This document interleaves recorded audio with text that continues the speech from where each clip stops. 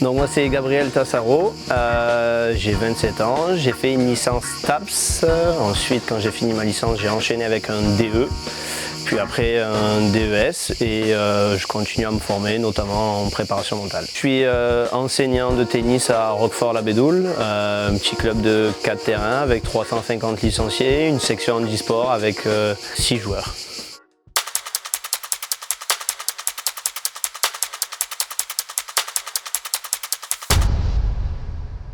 C'est une petite histoire, voilà, j'ai été enseignant de fauteuil grâce à mon papa. J'ai commencé avec des joueurs du club à 4e, 3e série et au fur et à mesure je me suis formé, j'ai passé mon diplôme d'entraîneur de tennis fauteuil à 17 ans et voilà, j'ai commencé avec Geoffrey Jaziac, puis après j'ai intégré la Ligue PACA et j'ai commencé avec Senia. Chasteau, Nicolas Charrier, Manuel Morche, voilà, au fur et à mesure, des joueurs on va dire confirmés mondiaux. Mais, en fait au club on a créé une section quasiment à la période où je suis né par rapport à un ami d'enfance et au fur et à mesure voilà, il a commencé à entraîner des joueurs de la région et moi j'ai repris un peu le flambeau aussi quand j'étais jeune, j'ai joué avec eux en étant valide, j'ai commencé à les entraîner et dès que j'avais 14-15 ans, voilà,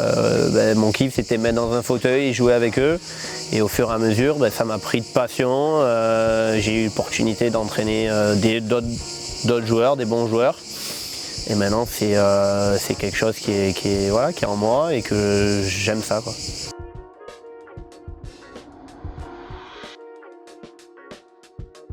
Pour être un bon enseignant de tennis fauteuil, je dirais qu'il faudrait être à l'écoute du joueur un peu plus qu'en valide, c'est-à-dire des fois ils peuvent avoir des envies différentes, des façons de faire différentes qu'avec des valides. Donc je dirais à l'écoute et je dirais persévérant, parce que souvent on se dit ils sont dans un fauteuil, ils sont handicapés et ne pas hésiter, voilà, moi dans des séances des fois on va très loin dans l'intensité, dans la répétition, tout ça. Et ça c'est la chose où au début j'avais un peu de mal en me disant de pas pousser le truc trop loin, alors que maintenant il n'y a plus de différence et voilà, donc je dirais ces deux qualités là.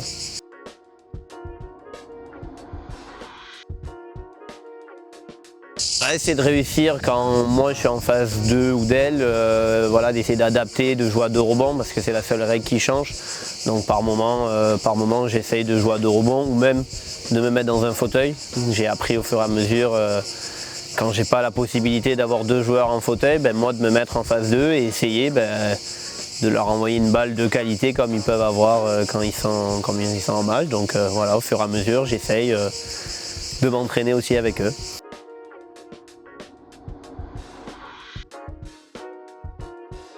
Ouais, je dirais que c'est indispensable pour se rendre compte de la difficulté de pousser à avoir une raquette, de faire des pivots, de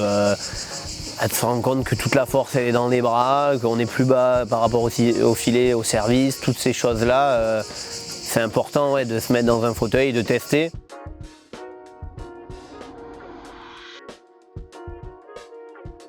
Ouais, j'ai eu la chance l'année dernière d'aller à l'US Open, donc j'ai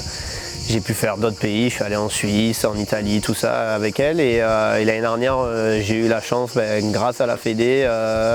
de pouvoir l'accompagner à l'US Open. Donc c'était un premier grand chelem et pour elle et pour moi. Et la cerise sur le gâteau, c'est qu'elle a gagné en simple et en double. Donc c'était encore, voilà, c'était incroyable d'avoir pu partager ça avec elle, d'avoir pu être au cœur d'un grand chelem, parce que bon, quand on est spectateur d'un grand chelem c'est déjà très beau, mais là j'étais vraiment, on avait des accréditations pour aller voir les joueurs, on a pu prendre des photos et voir un entraînement d'Alcaraz, il n'y avait que nous sur le central, voilà, et c'est des souvenirs qui sont incroyables.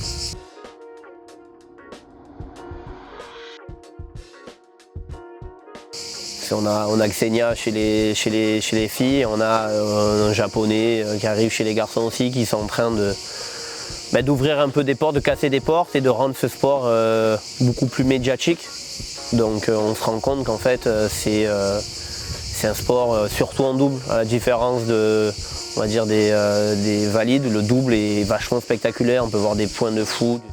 Et du coup, voilà, pour moi le tennis fauteuil, je dirais que c'est... on se dit que le tennis devient de plus en plus ennuyant, certains. Moi, je suis pas forcément d'accord, mais le tennis fauteuil, par contre, ça, je peux vous garantir qu'il est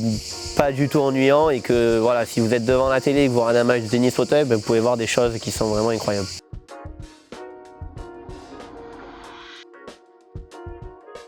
Bah, peut-être amener un ou une joueuse à la première place mondiale, gagner des titres, parce que là j'ai gagné des titres avec Senia en junior, mais peut-être chez les seniors, pardon, et pourquoi pas une médaille au jeu. Peut-être un jour en tant que coach faire des Olympiades, là je vais les faire de loin, mais peut-être un jour y participer avec un joueur ou une joueuse, ça serait cool.